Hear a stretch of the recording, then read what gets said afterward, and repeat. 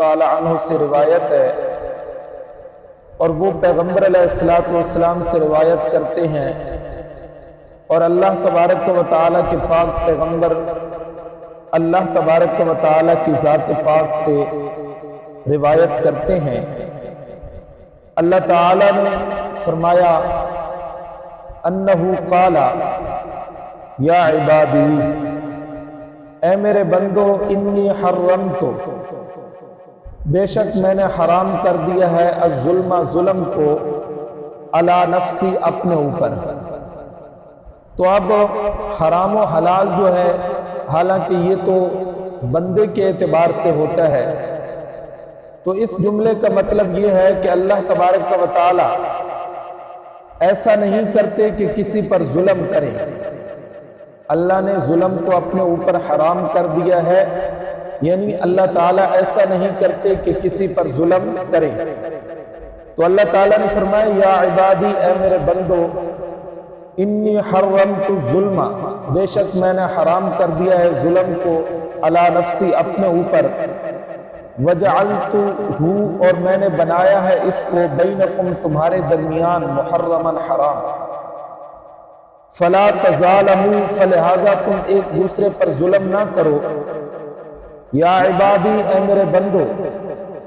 کلکم ضال، تم سب کے سب گمراہ ہو، الا من ہدیتہ، مگر وہ شخص کہ میں ہدایت دوں اس کو، فاستہدونی، فلہذا تم مجھ سے ہدایت طلب کرو، اہدکم، میں تمہیں ہدایت دوں گا۔ یا عبادی، اے میرے بندو، کلکم جائع، تم سب کے سب بھوکے ہو، الا من اطعمتہ، مگر وہ شخص کہ میں کھلاؤں اس کو، فاستطعمونی، پس تم مجھ سے کھانا مانگو، اطعمکم، میں کھانا دوں گا تم کو۔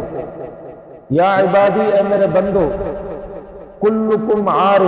تم سب کے سب برہنہ ہو، ننگے ہو، الا من کسوتہ، مگر وہ شخص کہ میں پہناؤں اس کو، فاستکسونی، پس تم مجھ سے کپڑا مانگو، لباس مانگو، اکسکم، میں پہناؤں گا تم کو۔ یا عبادی، اے میرے بندو، انکم تخطئون باللیل والنہار، تم گناہ کرتے ہو رات اور دن میں، وانا اغفر الذنوب جميعا، اور میں اس بات پر قادر ہوں کہ میں تمام گناہوں کو بخشوں، فاستغفرونی، فلہذا مجھ سے بخشش مانگو، اغفر لکم، میں بخش دوں گا تم کو۔ یا عبادی، اے میرے بندو، انکم لن تبلغوا ضرری فتضرونی، کہ تم نقصان پہنچانے کی قوت نہیں رکھتے، لن تبلغوا ضرری، تم مجھے نقصان پہنچانے کی قوت نہیں رکھتے، ولن تبلغوا نفعی فتنفعونی، اور نہ ہی تم مجھے نفع پہنچانے کی قوت رکھتے ہو۔ یا عبادی، اے میرے بندو، لو ان اولکم وآخرکم، اگر بے شک تمہارے پہلے اور تمہارے پچھلے، وانسکم، تمہارے انسان، وجنکم، اور تمہارے جن، کانوا علی اتقی قلب رجل واحد منکم، ان میں سے ہر ایک کسی اعلیٰ قسم کے پرہیزگار انسان کے دل کی طرح ہو جائے، ان میں سے ہر ایک، جتنے بھی تمہارے پہلے ہیں، پچھلے ہیں، انسان ہیں، جنات ہیں، ان میں سے ہر ایک اعلیٰ قسم کے پرہیزگار انسان کے دل کی طرح ہو جائے، ما زاد ذالک فی ملکی شیئا، یہ بات میری ملک میں کوئی چیز بڑھا نہیں سکتی، میری شان کے اندر کچھ بھی اس سے اضافہ نہیں ہو سکتا۔ یا عبادی، اے میرے بندو، لو ان اولکم، اگر بے شک تمہارے پہلے، وآخرکم، اور تمہارے پچھلے، وانسکم وجنکم، تمہارے انسان اور تمہارے جنات،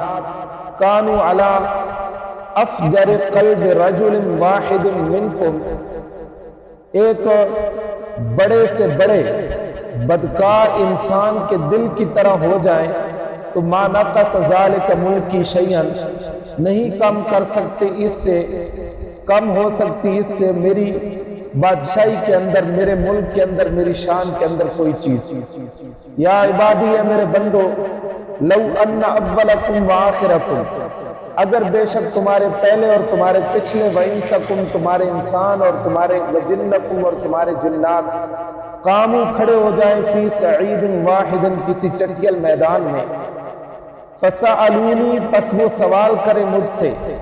فآتیت کل انسان مسئلتہ، کل انسان مسئلتہ، اور میں دوں ہر ایک انسان کو جو اس نے مانگا ہے، ما نقص ذالک تو نہیں کم ہوگا اس سے، مما اس چیز سے جو میرے پاس ہے، الا کما ینقص المخیط، جیسا کہ کم کرے ایک سوئی، اذا ادخل البحر، جب اس کو سمندر میں داخل کیا جائے۔ تو ایک سوئی کو جب سمندر میں داخل کریں تو اس کے ناکے کے ساتھ کتنا پانی لگے گا؟ اللہ تبارک و تعالیٰ کی ذات کو جتنے بھی اول آخر مرد و عورتیں، جنات، انسان، یہ سب ایک چٹیل میدان میں کھڑے ہو کر اللہ سے اپنی اپنی ضرورت کا سوال کرے تو اللہ تبارک و تعالیٰ ہر ایک کو عطا فرما دے، تب بھی اس کے خزانوں میں اتنی کمی بھی نہیں آتی۔ یا عبادی، اے میرے بندو، ہی اعمالکم انما ہی اعمالکم، بے شک یہ تمہارے اعمال ہیں، احصیہا جن کو میں شمار کر رہا ہوں، لکم تمہارے لیے، ثم اوفیکم پھر میں پورا بدلہ دوں گا تم کو، ایہا ان کا، فمن وجدہ پس وہ شخص جو پائے اور جو ہو خیرن بھلائی پر، فلیحمد اللہ پس چاہیے کہ وہ اللہ تبارک و تعالیٰ کی ذات کی تعریف کرے، ومن وجد غیر ذالک اور جو شخص پائے اپنے آپ کو اس کے علاوہ پر، یعنی شر پر، برائی پر، فلا یلومن الا نفسہ پس نہ وہ ملامت کرے مگر اپنے آپ کو۔